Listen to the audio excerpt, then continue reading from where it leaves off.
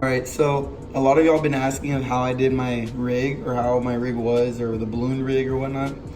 So all I have is a pretty small circle hook, and I was just pretty much matching the circle hook with the mullet size, and I was using a thicker circle hook because we were trying to target tarpon.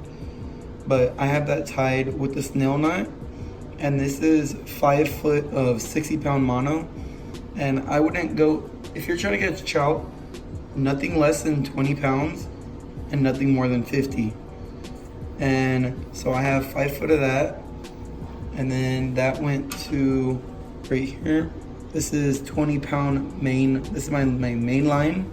This is 20 pound and the 60 pound, and I had that uni to uni. And then with the balloon, I just tied it right here, right underneath the knot, so it wouldn't slide up. My balloon, I had it around that big.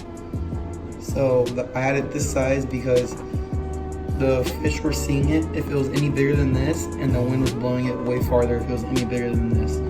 So it's not big, probably what, 6 inches. So yeah, that's how I had it.